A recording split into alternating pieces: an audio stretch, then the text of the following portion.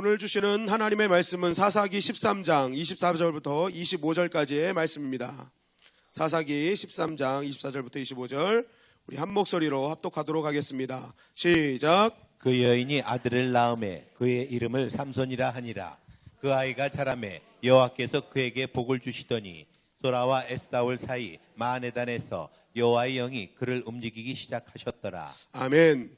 자, 오늘은 본문 말씀을 가지고 포도원에는 사자가 살지 않는다. 한번 따라 하실까요? 포도원에는 사자가 살지 않는다. 사자가 살지 않는다. 라는 제목으로 하나님 말씀 증거하겠습니다.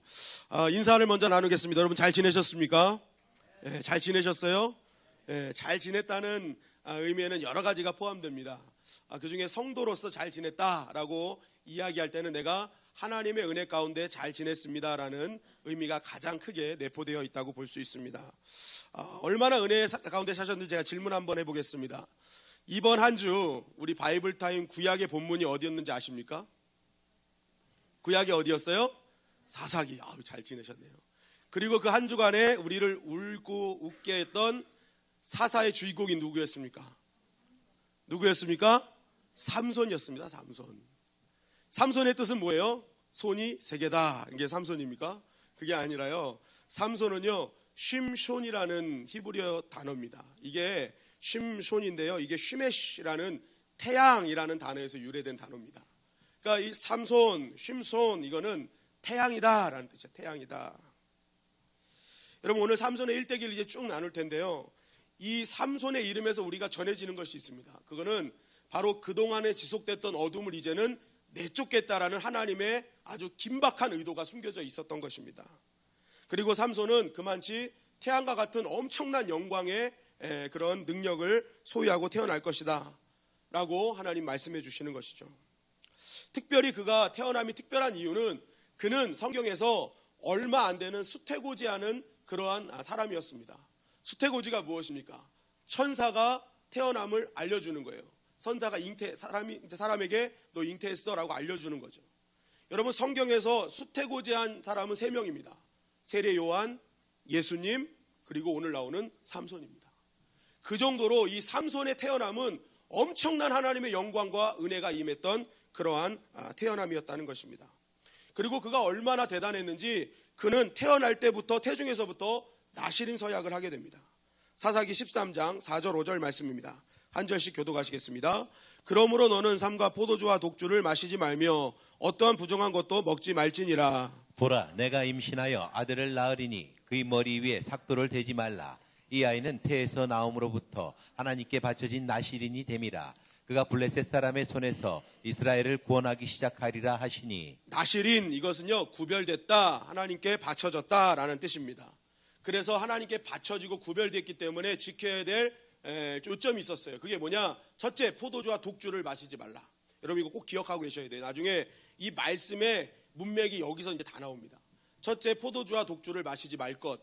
둘째, 머리를 자르지 말 것. 셋째, 죽은 사람이나 동물을 만지지 말 것. 부정한 것을 만지지 말 것. 이것이 나시린의 규례였습니다.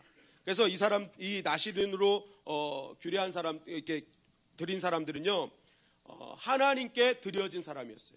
그래서 표를 하고 다닌 거예요. 머리를 치렁치렁 남자가 기르고 다녔다.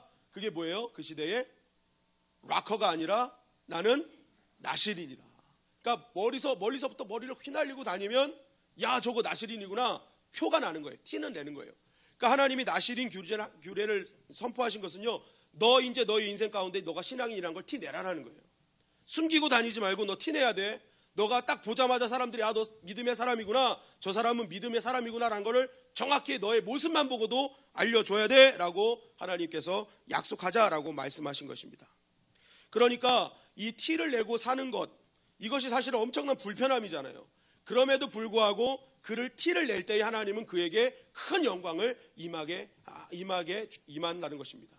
여러분 우리도 신앙의 티를 내면 하나님께서 영광을 받아주실 줄 믿습니다. 그리고 하나님 능력을 주시는 거예요. 자, 이렇게 큰 영광으로 태어나게 하신 이유를 오늘 사사기 13장 1절은 이렇게 증거하고 있습니다. 다 같이 읽겠습니다. 시작. 이스라엘 자손이 다시 여호와의 목전에 악을 행하였으므로 여호와께서 그들을 40년 동안 블레셋 사람의 손에 넘겨주시니라. 자, 삼손은 태어날 때부터 태양이라는 그런 아주 거룩한 이름, 강력한 이름을 갖고 수태고지하면서 태중에서부터 나신인으로 태어나게 하신 이유, 이렇게 큰 능력과 영광으로 태어나게 하신 이유를 얘기하는데, 그 이유는 첫째가 여호와의 목전에서 이스라엘 백성이 악을 행하였기 때문이다라는 거예요.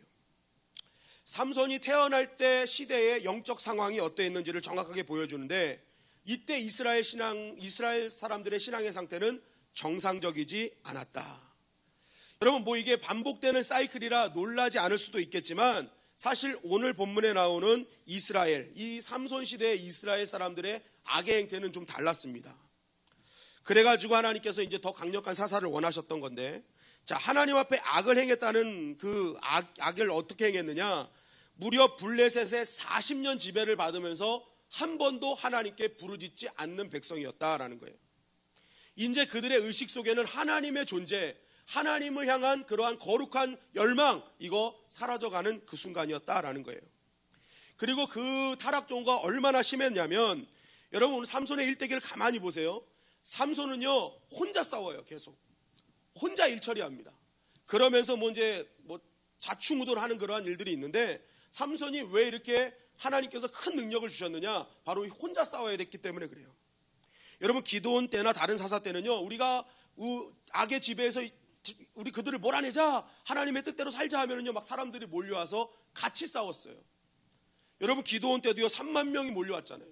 그래서 하나님이 이제 걸러내셨는데, 그럴 정도로 우리 하나님 앞에 바로 서자 하면은 사람들이 몰려올 때였습니다. 그런데 이 삼손의 일대기를 보면요, 블레셋과 유다 사람들이 대치 상황이 됐는데, 블레셋 사람들이 얘기합니다. 삼손 내어주라. 그랬더니 어떡합니까? 유다 사람들이 삼손을 결박해서 내어주는 거예요. 같은 민족이에요. 하나님께 선택받은 사람이에요. 그럼에도 불구하고 3,000명이나 되는 사람이 삼손 한 명한테 달려와서 내가 너 내줘야겠다 얘기하는 거예요.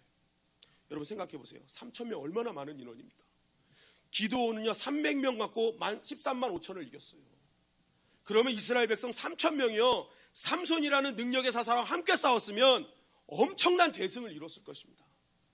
그런데 이 3,000명이 몰려와서 어떻게 하는 거예요?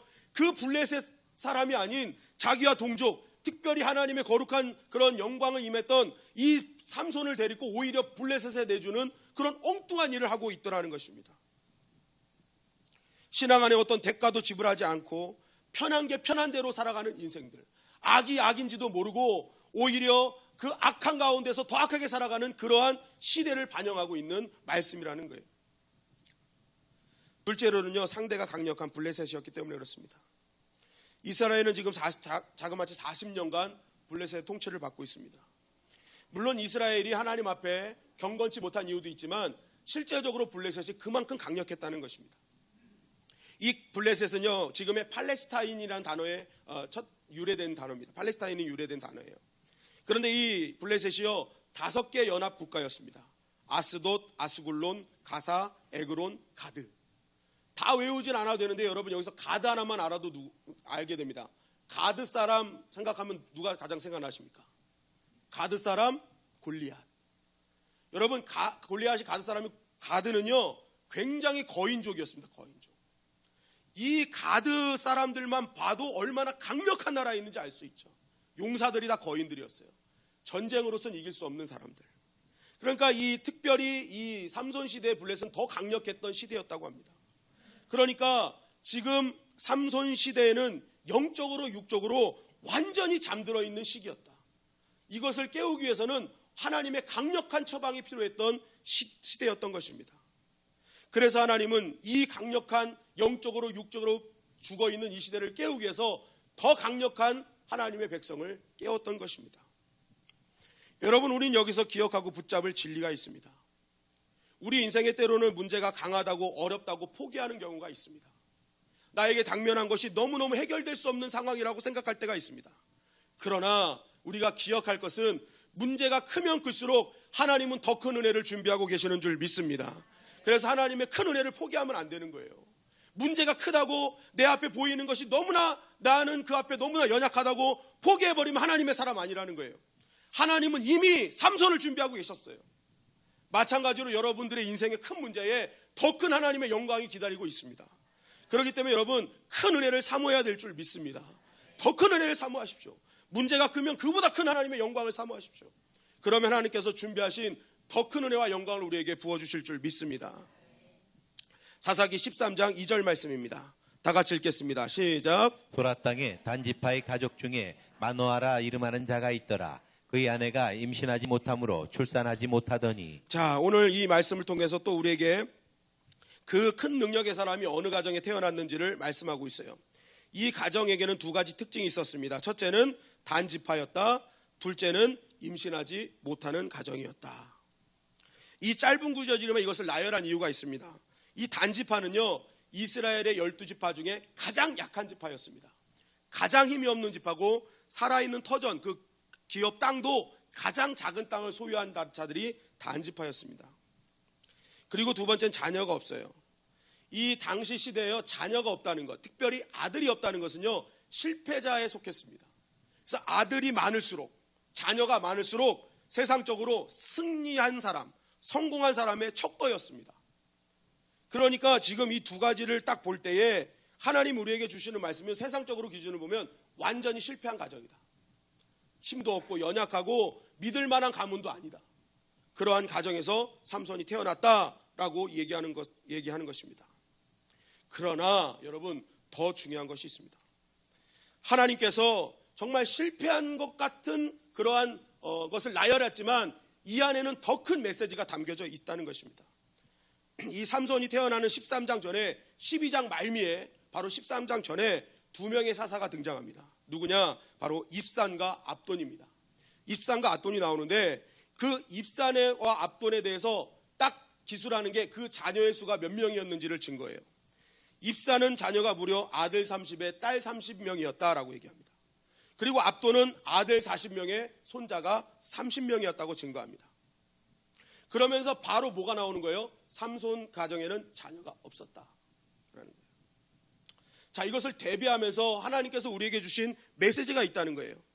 여러분 한번 보십시오. 한 어머니가 자녀를 60명을 낳았다고 생각해 보십시오. 그러면 1년에 한 번씩 낳아도 60년간 배가 들어왔다 나갔다, 들어왔다 나갔다 한 거예요. 들어왔다 나갔다. 그래서 그 어머니 계속 배만 왔다 갔다 하는 거예요. 배만 왔다 갔다. 만약에 2년마다 한 번씩 낳았으면 몇 년마다 한 번씩이요? 몇 년까지 낳은 거예요? 120년 동안 들어갔다 나갔다, 들어갔다 나갔다 한 거예요. 여러분, 자녀가 30이었다, 60이었다 이렇게 계속 얘기하는 그 이유가 있어요. 그것은 무엇이냐? 이 사사들에게는요, 일부 일처가 아니었어요. 첩이 있었다는 거예요. 첩이 있었다. 그러면서 첩을 통해서 더 많은 자녀들을 낳았다, 특별히 아들이 많았다라고 성경을 얘기하고 있어요. 이게 의미하는 게 뭐예요?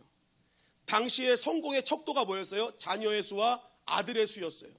그렇다면 하나님께서 부름받은 사사들이 일부일처라는 하나님의 뜻을 어기고 세상의 성공의 척도를 위해서 첩을 두고 자녀를 많이 낳았다는 것입니다. 그래서 그 자녀의 수를 보면서 세상에서 거들먹거리고 나 성공한 사람이야 라고 자랑하는 그런 영적으로 타락한 시대였음을 성경이 말하고 있는 거예요. 그런데 오늘 말씀에 나오는 삼손의 아버지 이 부모들은 달랐다는 거예요. 나는 지금 당장 아들이 없어도 나는 세상의 성공을 따르지 않겠습니다. 세상의 척도가 아니라 나는 나에게 주신, 나의 부인에게 주는 하나님의 자녀를 얻길 원합니다 하면서 하나님의 때와 시간을 기다리는 가정이었음을 성경 우리에게 증거하고 있습니다. 더 강력한 지파가 있었고 더 좋은 가문이 또 많았을 텐데 그 시대에 하필이면 마노아의 가정에 하나님의 영광을 허락하신 이유는 바로 이것이었습니다. 이들은 적어도 세상의 기준과 방법과 척도를 따르지 않는 믿음의 가문이었다. 끝까지 인내하며 하나님의 뜻을 따르는 하나님의 백성들이었다는 것을 말씀하고 있는 것입니다. 여러분, 당시의 사람들이 이 마노아의 가정을 보고 어떤 생각을 하겠습니까? 아휴, 저거 한다고 누가 알아줘? 저렇게 산다고 누가 인정해줘? 그래도 우리처럼 자녀도 많고 해서 세상에 인정받아야지 하면서 사람들이 손가락질 했을 것입니다. 여러분, 마노아도 쉽고 잘 사는 방법 몰랐을까요? 첩도서 아들 많이 나오면 다 성공하고 사람들이 인정해 줄 거 알고 있었습니다. 그러나 그 마노아는요, 만들어진 축복을 원하지 않았어요. 부어주시는 하나님의 은혜와 축복을 원했다는 것입니다. 내가 내 힘으로 만들어내는 세상의 성공이 아니라 하나님께서 부어주시는 성공을 기다렸다는 것입니다. 여러분, 오늘날 많은 사람들은요, 꿈이 있어요. 그런데 꿈이요, 이제는요, 모두 평범하게 사는 것이 꿈이라고 합니다. 예전에는 뭐 큰 집에서 살고 뭐 엄청난 뭐 그런 걸 살기를 원하는 그게 꿈이었는데, 이제는 세상이 너무나 악해지고 어렵다 보니까 이제는 남들 사는 것처럼만 살면 좋겠다고 얘기를 해요. 그냥 오장육부 사지백체 멀쩡하면 좋겠고요. 남들 대학 갈 때 우리 자녀들 대학 갔으면 좋겠고, 결혼할 때 결혼식에 갔으면 좋겠고, 아이 나면 다 낳았으면 좋겠습니다라는 어떤 그런 소박한 꿈으로 살아가는 경우가 많이 있어요. 그런데 문제는 꿈은 소박해졌는데 이런 평범한 꿈이 이루어지지 않을 때 어떤 생각을 하는 거예요? 이야, 이것도 이루어지지 않네? 나는 이 세상에 루저구나 하면서 살아갈 때가 있다는 것입니다. 모자라고 무시당한다고 우리는 생각할 때가 있다는 거예요. 그래서 어떡합니까? 견디기 힘들어요. 왜 쟤는 되는데 나는 안 돼? 도대체 이게 무슨 이유야? 라는 어떤 그러한 부분이 힘들어한다는 거예요. 그러나 여러분, 오늘 말씀을 보십시오. 믿음의 사람은요, 기다리는 사람이라는 거예요. 부어지는 성공을 기다리는 사람이라는 것입니다. 부족한 것은 부족한 대로 하나님께 맡기고 오히려 그것을 이루어 주실 하나님의 때와 시간을 기다리는 사람, 하나님은 그런 사람을 통해서 하나님의 영광을 주신다는 것입니다. 왜요? 그것이 믿음임을 하나님께서 인정하시기 때문에 그렇습니다. 여러분, 마노아 부부는요, 실패한 것 같았어요. 세상적으로 보면 성공하지 못한 것 같았어요. 그러나 그 순간에 더욱더 자신의 믿음을 증명하는 기회로 삼았다는 것입니다. 나는 끝까지 기다린다. 하나님의 시기가 있다. 하나님의 때가 있다. 하나님께서 반드시 우리 가정을 귀하게 역사하실 것이다. 이 귀한 믿음을 갖고 있으니까 하나님께서 그 믿음을 기억하셔서 그 가정에 은혜를 부어주신 것입니다.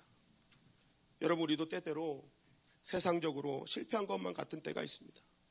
그러나 여러분, 그것은 실패한 것이 아닙니다. 하나님께서 그 자리를 통해 너 믿음을 증명해 보여라. 나는 그 자리를 통해 너의 믿음이 증명되기를 원한다. 나의 때를 기다리는 것을 증명하기를 원한다. 세상이 손가락질라도 만들어진 성공이 아니라 부어주시는 성공을 기대하라는 하나님의 신호라는 것을 꼭 기억하시길 바랍니다. 여러분, 믿음을 증명할 때 하나님의 때가 옵니다. 반드시 하나님 역사하십니다. 여러분, 이 하나님의 역사를 기대하는 우리 모두가 되기를 주님의 이름으로 간절히 축원합니다. 여러분, 낙심되고 어려운 상황에 직면했다면 이 시대에 마노아로 서십시오. 내가 이 시대에 마노아가 되겠습니다. 하나님의 때를 기다리겠습니다. 그 은혜 주심을, 그 기회 주심을 오히려 감사합니다. 이 실패의 때도 하나님께 영광 돌리겠습니다라는 결단하는 저와 여러분들이 되시기를 간절히 바랍니다. 사사기 13장 6절 말씀입니다. 다 같이 읽겠습니다. 시작. 이에 그 여인이 가서 그의 남편에게 말하여 이르되 하나님의 사람이 내게 오셨는데 그의 모습이 하나님의 사자의 용모 같아서 심히 두려움으로 어디서부터 왔는지를 내가 묻지 못하였고 그도 자기 이름을 내게 이르지 아니하였으며. 자, 이제 이 믿음을 보시고 하나님의 사람이 나타나서 마노아의 아내에게 이제 너에게 아들을 주겠다 얘기한 거예요. 그래서 이제 이 아들에게는 이제 나시린 서약을 하고 정말 하나님의 기름 부으신 역사가 일어날 것이다라는 것을 막 이제 얘기를 한 거예요. 그러니까 이 부인이 기뻐가지고 남편한테 달려갔어요. 여보, 나에게 하나님의 사람이 나와서 우리한테 아들을 주신대요. 얼마나 기쁜지 몰라요 하면서 막 그랬더니 막 이 남편이요, 어떻게 해야 됩니까? 막 덩실덩실 그래 잘 됐어 하면서 같이 기뻐하면 좋은데 이 남편이 어떻게 합니까? 사사기 13장 8절 말씀입니다. 다 같이 읽겠습니다. 시작. 마노아가 여호와께 기도하여 이르되 주여 구하옵나니 주께서 보내셨던 하나님의 사람을 우리에게 다시 오게 하사 우리가 그 낳을 아이에게 어떻게 행할지를 우리에게 가르치게 하소서 하니. 자, 마노아는요 그 얘기를 듣고 그냥 같이 야 좋아 하고 있지 않고 어떻게 합니까? 다시 달려가요. 그리고 나서 하나님께 엎드려 기도합니다. 하나님 구하옵니다. 나에게도 들려주세요. 아내에게 보내주셨던 하나님의 사자 나에게도 보내주세요. 이러한 마노아의 요구에 하나님의 반응입니다. 사사기 13장 9절 상반절 말씀입니다. 다 같이 읽겠습니다. 시작. 하나님이 마노아의 목소리를 들으시니라. 자, 하나님의 영광이 누구에게 임한 거예요? 하나님은 누구에게 반응하십니까? 왜 마노아의 가정에 하나님의 영광이 임했을까요? 마노아 그 아버지가 하나님에 대한 목마름이 있었던 거예요. 나도 듣겠습니다. 하나님, 내가 듣겠습니다. 아내만 듣는 것이 아니라 나도 듣겠다는 이 전에 듣는 것으로 만족하지 않는 영적인 목마름이 마노아에게 있었다는 것입니다.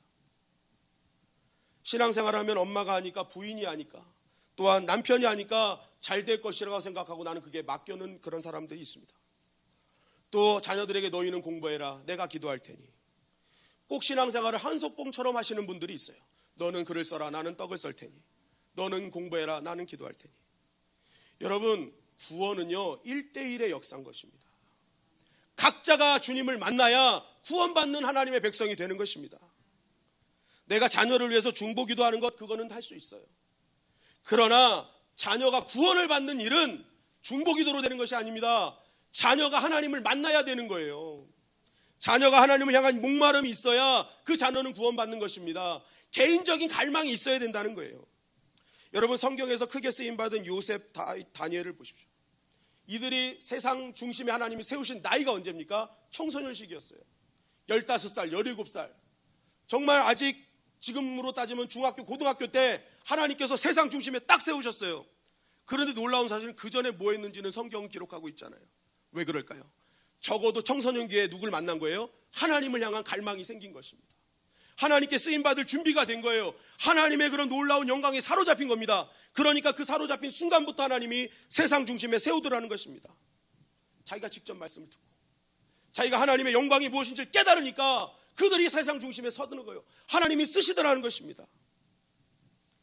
결국 자녀 개인이 열망을 갖고 하나님에 대한 굶주림이 있어야 그들은 구원받는 거예요.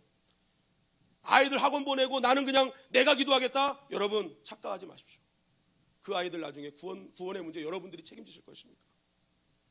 자녀들의 구원은요, 각자가 주님 만나야 되는 거예요. 그런데 그 주님 만나고 믿음 생기는 건 들어야 생겨요. 말씀을 들어야. 예배를 드리고 말씀을 듣고 하나님의 영광을 체험해야 그들이 구원의 감격을 누릴 수 있을 거 아닙니까? 여러분, 자녀들을 그런 타는 목마름이 있는 자들로 세우시기를 주님의 이름으로 간절히 축원합니다. 여러분, 에덴 동산에서 마귀의 작전이 뭐예요? 하와를 공격해요. 하와를 왜 공격했습니까? 실제적인 하나님의 말씀은 아담이 들었잖아요. 너 선악과 먹으면 안 돼. 하와는 그거를 남편에게 전해 들었어요. 보세요. 마귀의 공격은요, 전해 들은 자에게 하는 거예요. 직접 하나님을 만난 자는 건들지 않아요. 알기 때문에, 정확하기 때문에. 그러나 전해 듣고 내가 직접 하나님과에 대한 개인적인 열망이 없는 자들 선택해서 공격한단 말입니다. 그러니까 헷갈리는 거예요. 이게 맞나? 저게 맞나? 한순간에 마귀에게 넘어가는 마귀의 밥이 되는 것입니다. 여러분, 만화를 통해 삼손의 영광이 임한 것은 바로 개인적인 열망이 있었어요. 하나님을 찾고자 하는 열망, 내가 들어야 됩니다, 나여야만 합니다라는 그 열망이 그 가정에 하나님의 영광이 임하는 통로로 삼아 주셨다는 것입니다. 시편 107편 9절 말씀입니다. 다 같이 읽겠습니다. 시작. 그가 사모하는 영혼에게 만족을 주시며 줄인 영혼에게 좋은 곳으로 채워주심이로다. 사모하는 영혼에게 만족을 주시고 줄인 영혼에게 좋은 곳으로 채워주신다. 하나님을 향한 사모함이 있느냐? 내가 만족시켜주겠다. 하나님을 향한 줄인 그런 심령이 있느냐? 내가 좋은 곳으로 채워주겠다. 하나님의 약속인 거예요. 여러분, 오늘 우리가 주님의 은혜의 강가로 뛰어드는 목마름이 있기를 간절히 바랍니다.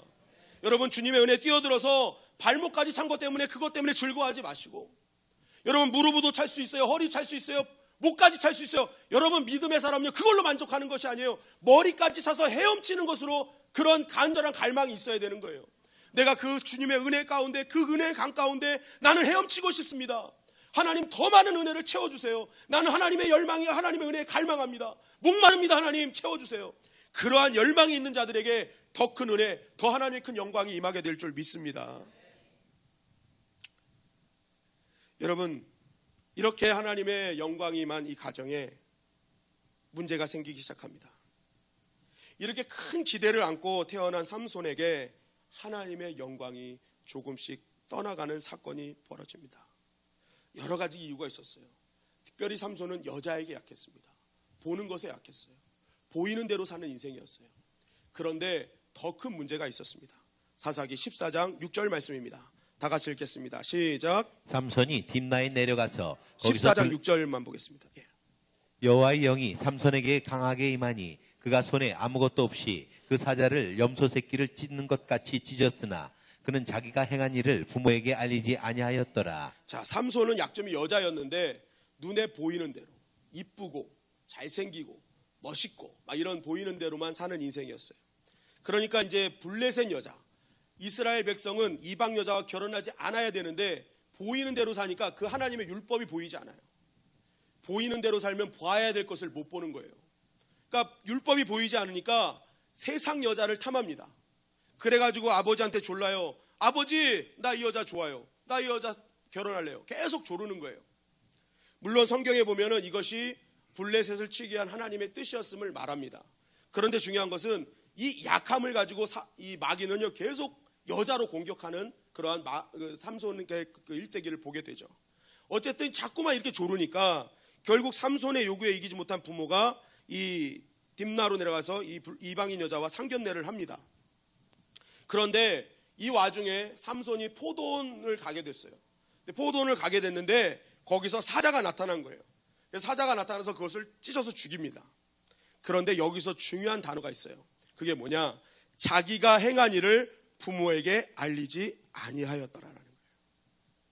이 말 속에는 중요한 의미가 있어요. 첫째, 혼자 있었다는 거예요. 부모가 부모 옆에 있었으면 찢은 거 알겠습니까? 알겠습니까? 알죠. 그냥 옆에서 찢었으니까 알죠. 그런데 알리지 않았다는 건 혼자 갔다는 거예요. 이게 굉장히 중요한 의미를 내포하고 있어요. 좀 이따 말씀드릴게요. 알리지 않았다. 중요한 것은 왜 알리지 않았냐? 여러분, 나실인 규제 꼭 지켜야 될 것 중에 하나가 부정한 것, 주검, 시체를 만지면 안 됩니다. 그런데 지금 사자를 찢어 죽였어요. 그럼 지금 뭘 만진 거예요? 죽어 있는 거, 시체를 만진 거예요. 주검을 만진 거예요. 그러면 이거를 부모에게 알려서 엄마 나 부정해졌어요. 나 이제 나실인 규례를 다시 해야 돼요. 머리 깎고 8일 동안 정결례 행하고 계속 하나님께 다시 서원하는 그러한 일을 행해야 되는 거예요. 그런데 삼손이 이게 귀찮았어요. 아우 그거 돈도 많이 들고 시간도 많이 들고 아우 귀찮아. 그런데 삼손이 깨닫지 못하는 건 하나님과의 약속이었어요. 그런데 그 삼손은 자신의 나신의 사기 하나님과 한 것임에도 불구하고 그것을 어기는 일을 하기 시작했다는 것입니다. 사사기 14장 8절 9절 말씀입니다. 다 같이 읽겠습니다. 시작. 얼마 후에 삼손이 그 여자를 맞이하려고 다시 가다가 돌이켜 그 사자의 죽음을 본즉 사자의 몸에 벌떼와 꿀이 있는지라 손으로 그 꿀을 떠서 걸어가며 먹고 그의 부모에게 이르러 그들에게 그것을 들여서 먹게 하였으나 그 꿀을 사자의 몸에서 떠왔다고는 알리지 아니하였더라. 자, 그 이후에 이제 상견례가 끝나고 이 여자 그냥 결혼시켜야겠다 하고 이제 결혼을 하는데 다시 결혼하러 가는 도중에 생긴 일입니다. 삼손이 이제 그 여자를 맞이하러 가다가 생각이 났어요. 그때 내가 포도원에서 사자를 죽였지 하고 그 사자를 다시 보러 갔던 것입니다. 그런데 이 사자가요 타는 땡볕에 그냥 금방 말라가지고 거기다가 벌집을 해서 꿀을 생성해 놓은 겁니다. 이야 이거 꿀이 있네. 그러면서 꿀을 발라서 먹었어요. 그리고 그 꿀을 갖고 다시 부모한테 가서 그것도 부모를 먹게 했어요. 자 그럼 여기서 한번 보십시오. 나실이는 주검을 만져서는 안 됩니다. 그런데 또 삼손은 그 전에 한번 주검을 만졌잖아요. 그러니까 조금씩 무뎌집니다. 그러면서 또 주검을 만져요. 그리고 나서 그거 있는 꿀까지 먹습니다. 그리고 더 나아가서 그것을 갖고 가서 이스라엘인 유대인인 자기 부모에게도 줘요. 유대인의 율법은 시체를 만지지 말라 부정한 것이라 하나님이 분명히 주신 율법이 있어요. 이스라엘 백성들도 시체를 만지면 안 돼요. 그걸 만진 자를 또 만지는 것도 부정한 거예요. 그런데 시체에서 나온 꿀을 어머니 아버지한테도 갖다 줍니다. 그 꿀을 어머니 아버지가 먹어요. 죄의 전염성을 얘기하는 거예요. 나는 처음에 그냥 아무것도 아닌 것처럼 생각했는데 그것이 조금씩 양보하고 타협하기 시작하니까 그 죄가 조금씩 커져서 내 주변 사람들에게 전가되더라는 것입니다. 조금씩 양보했더니 이런 일들이 벌어지기 시작한 거예요. 사사기 15장 15절 말씀입니다. 다 같이 읽겠습니다. 시작. 삼손이 나귀의 새 턱뼈를 보고 손을 내밀어 집어들고 그것으로 1000명을 죽이고. 자, 삼손이 나귀의 새 턱뼈를 보고 집어들어서 1000명을 죽였다. 우리는 이 말씀을 가지고 나귀 턱뼈로 1000명을 죽인 역사 어마어마한 거 아니냐. 나귀 턱뼈만 가지고도 하나님의 역사가 임하면 이렇게 한다라는 그런 말씀을 많이 들었습니다. 그런데 여기서도 우리가 또 봐야 될 것은 새 턱뼈라고 말하고 있어요. 원문에는요 싱싱한 턱뼈였다라고 얘기합니다. 바로 죽은 지 얼마 안 된 시체, 짐승의 뼈다. 물음뼈예요. 물음뼈. 아직 마르지 않은 뼈. 그러면 이 물음뼈로요 1000명을 죽였다는 거 대단한 거죠. 그런데 이 가운데 또 눈여겨봐야 될 것은 아직 죽어서 피가 낭자한 시체를 가지고 싸웠다는 거예요. 이제는 아무렇지도 않게 그것을 무기 삼는 삼손의 모습을 보여주는 거예요. 처음에 조금씩 양보했던 그러한 죄성, 타협했던 그런 것들이 이제는 조금씩 더 커지는 그러한 일들을 우리에게 계속 보여주고 있어요. 사사기 16장 7절 말씀입니다. 다 같이 읽겠습니다. 시작. 삼손이 그에게 이르되 만일 마르지 아니한 새 활줄 7으로 나를 결박하면 내가 약해져서 다른 사람과 같으니라. 마르지 아니한 새 활줄 7으로 나를 결박하라. 여기서 새 활줄은요, 히브리어에 보면은 금방 도살한 짐승의 힘줄이라고 얘기합니다. 그러니까 조금 전에 죽인 짐승의 힘줄, 사체에서 나온 힘줄을 가지고 나를 묶어라. 이제는 드는 것으로 만족하지 않고 온몸을 묶는 형태를 해요. 그거 갖고 장난을 하는 거예요. 하나님이 하지 말라는 일을 이제는 아예 그냥 온몸을 가지고 하는 삼손의 모습을 보여주고 있는 것입니다. 이제 삼손의 머릿속엔 하나님의 약속과 하나님의 개념은 아예 사라진 인생이 되어버리고 말았습니다. 여러분 보십시오. 삼손의 영광은요, 한 번에 떠나가지 않았습니다. 서서히 떠나갔어요.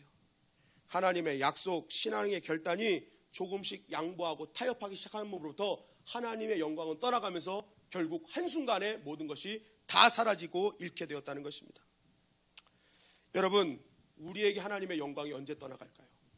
눈에 보이게 한순간에 확 떠나갈까요? 그렇지 않다는 거예요. 우리에게 주신 하나님의 은혜, 하나님의 영광, 그거는 서서히 떠나갑니다. 여러분들이 죄에 대해서 조금씩 양보하고 타협하는 순간부터 나도 모르게 내 안에서 하나님의 은혜가 떠나가고 하나님의 영광이 조금씩 떠나가는 거예요.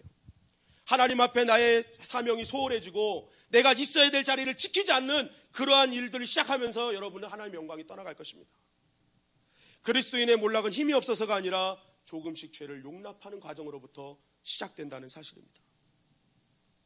아유, 나는 유혹당하지 않을 거예요. 여러분, 마귀가요, 이렇게 더러운 삼각 팬티 입고 뿔 달고 이렇게 삼지창 들고 나왔는 게 마귀인 줄 아십니까? 여러분, 이런 얘기가 있어요. 마귀는 못생긴 마귀 없다고. 다 잘생긴 마귀라는 거예요. 여러분, 우리 주변에 나를 꼬시는 사람들이요, 다 잘생긴 오빠고 언니입니다. 그리고 너무 매너가 좋아요. 너무 잘해줘요. 달콤해요. 그러한 것들이 나를 무장해제 시킨다는 것입니다. 여러분, 삼손의 적은 무기를 든 블레셋 사람들이 아니었어요. 그 앞에서 교태를 부리는 여인들이었습니다. 그 여인들이 조금씩 삼손의 그러한 마음을 빼앗아 갔습니다. 결국 그 조금씩 양보하는 것으로 삼손은 무너지는 인생이 되었습니다. 여러분, 신앙은 달콤함에 속는 것이 아닙니다. 편안함에 속는 것이 아닙니다. 신앙은 불편함을 감수하는 거예요. 하나님을 믿는 신앙인은요, 세상이 보고 있기 때문에 불편할 수 있어야 되는 것입니다. 그런데 중요한 것은 불편함을 지키면 지킬수록 그 불편함이 하나님께서 나를 지켜주는 열쇠가 된다는 것입니다. 여러분, 그래서 신앙은요, 작은 것부터 양보하지 않는 것입니다. 신앙은 타협하지 않는 것입니다. 어떤 일이 있어도 주일 예배는 내 재단 내가 지킨다는 거예요. 특별한 일이 없으면 나는 불편하지만 내가 언제든지 이 자리에 와서 나는 지키고 간다. 예배의 자리는 내가 지킨다, 사명의 자리는 내가 놓지 않겠다라는 그러한 작은 것부터 양보하지 않는 그러한 사람, 철저하게 하나님 앞에 작은 불편함까지도 감수하는 그 사람을 통해 하나님의 영광은 더욱더 임하는 것입니다. 그런데 내가 이것을 조금씩 양보하니까 하나님의 영광은 사라지게 되어 있는 거예요. 저는 아주 작은 것도 양보하지 않는 우리 모두가 되기를 주님의 이름으로 간절히 축원합니다. 사사기 14장 5절 말씀입니다. 다 같이 읽겠습니다. 시작. 삼손이 그의 부모와 함께 딥나에 내려가 딥나의 포도원에 이른즉 젊은 사자가 그를 보고 소리 지르는지라. 여러분, 중요한 사실이 있습니다. 우리가 분명 양보하고 타협하면 죄에 젖으면 우리 안에 하나님의 영광이 떠나갈 수밖에 없어요. 그런데 우리가 믿는 하나님은 그것을 보고만 계시는 하나님이 아니라는 사실입니다. 하나님은 하나님의 방법으로 어떻게든지 하나님의 백성을 다 멈추게 하고 망하지 않는 길로 가기를 원하시는 하나님이 우리 하나님이세요. 그 증거가 바로 오늘 5절 말씀이에요. 여러분, 삼손이 아까도 얘기했지만 조금씩 타협의 시작을 했던 장소가 바로 포도원이었습니다. 거기서부터 시체를 대했고 문제가 생기기 시작했습니다. 그런데 여기서 문제는 시체만의 문제가 아니었다는 거예요. 나실인이 하나님께 서원했던 첫 번째가 포도주와 독주를 마시지 않는다는 것입니다. 그런데 지금 나실인이었던 삼손이 엄마 아빠와 그 상견례를 하러 가다가 혼자서 어딜 갔어요? 포도원으로 간 거예요. 포도는요, 나시린이 포도 근처에도 가지 말아야 될 사람입니다. 왜냐하면 그게 중독되면 포도주는 그냥 먹게 되어 있거든요. 그러니까 아예 가지 말아야 될 곳이 포도원이에요. 그런데 이 삼손이 포도원으로 자기도 모르게 향한 거예요. 뭔가 유혹이 있었겠죠. 그런데 거기서 포도원에서 사자가 튀어나온 것입니다. 여러분, 사실 이것은 말도 안 되는 일이 벌어진 것입니다. 사자는 초원에 살지 포도원에 살지 않습니다. 사자가 포도 따먹고 있는 거 보신 적 있으신가요? 사자는 포도를 따먹지 않습니다. 사자는 포도원에 있지 않아요. 초원에 있어요. 그런데 지금 북극에서 낙타를 보고 사막에서 펭귄을 봤다는 일이 벌어진 것입니다. 포도원에서 사자가 나타났어요. 이상한 일이 벌어진 것입니다. 벌어지지 말아야 할 일이 일어난 것입니다. 왜 그랬을까요? 하나님의 사인이었던 것입니다. 일어나지 말아야 될 일들을 보여주시면서 너 지금 어디 가고 있니? 너는 여기 올 사람이 아니야. 잠시 서서 묵상해봐라. 네가 지금 어디를 가고 있느냐? 너 지금 가지 말아야 될 때 가고 있는 거 아니니? 조금만 서서 묵상해봐라. 하나님이 말씀하고 있는 것입니다. 하나님은 우리의 인생이 잘못된 길을 가거나 말도 안 되는 일을 하고 있을 때 하나님은 여러 가지 방법을 통해 우리에게 사인을 보내시는 거예요. 너 가는 길 아니야. 너가 가야 될 길 아니야. 그렇게 하나님은 우리에게 말씀해 주시는 거예요. 그때 하나님의 백성은 무엇입니까? 그러한 말도 안 되는 현상들을 보면서 잠시 멈춰서 묵상하는 것입니다. 왜 이런 일이 나에게 생겼는가? 왜 이런 일을 나에게 보여주시는가? 여러분, 만약 삼손이 이것을 그 자리에서 바르게만 묵상했더라면 그는 조금씩 죄와 타협하고 양보하는 일을 하지 않았을 것입니다. 여러분, 그래서 하나님의 사람은 묵상의 힘을 길러야 되는 것입니다. 모든 상황 가운데 하나님의 뜻이 있음을 알고 그 상황 가운데 이 상황을 왜 나에게 주셨는지를 묵상하는 자가 되어야 되는 거예요. 여러분, 묵상을 영어로 하면 메디테이션이라고 합니다. 그런데요, 이 말은요, 메디신, 의약품이라는 어원에서 나왔다고 해요. 같다고 합니다. 묵상의 그 의미가 무엇이겠습니까? 바로 약처럼 우리를 회복시키고 바른 길로 인도하는 것이라는 것입니다. 우리가 묵상하면 할수록 우리의 심령이 새롭게 치유되고 회복되는 역사가 일어난다는 것입니다. 여러분들 삶 가운데 지금 말도 안 되는 일 때문에 고통과 고민하는 가운데 계십니까? 막 헷갈리고 염려하는 분 계십니까? 멈추십시오. 그리고 묵상하십시오. 하나님 왜 이 길을 나에게 보여주십니까? 왜 이 상황을 나에게 허락하셨습니까? 하나님 그 뜻이 무엇입니까? 여러분, 묵상하면 하나님이 치유하시고 회복시키시며 살아갈 길로 인도해 주실 줄 믿습니다. 여러분, 삼손이 나중에 들릴라가 당신의 힘의 원천이 무엇입니까? 라고 물어봤을 때 한 번만 서서 묵상했더라면, 왜 이방 여자가, 여태까지 알지도 못한 여자가 나에게 힘의 근원을 묻지? 도대체 이게 무슨 뜻이지? 이 여자는 도대체 뭐지? 아, 스파이구나. 묵상만 했으면 알 수 있었던 거예요. 그러나 묵상하지 않으니까 결국 파멸의 길로 가더라는 것입니다.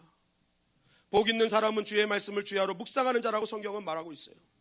왜 복이 임합니까? 묵상이 치유의 길이기 때문에 그렇습니다. 묵상이 사는 길이기 때문에 그렇습니다. 그러니까 주야로 묵상하면 주야로 사는 길이 열려지게 되는 것입니다. 여러분, 우리 주님의 영광교회가 묵상하는 자녀들 되시기를 간절히 바랍니다. 그냥 일어나는 일 때문에, 눈에 보이는 현상 때문에 좌절하고 낙심하지 마시고 그 가운데 주시는 하나님의 일을 묵상하십시오. 왜 이런 일이 있습니까? 왜 이런 일이 있습니까? 그 가운데 하나님의 길을 알게 될 줄 믿습니다.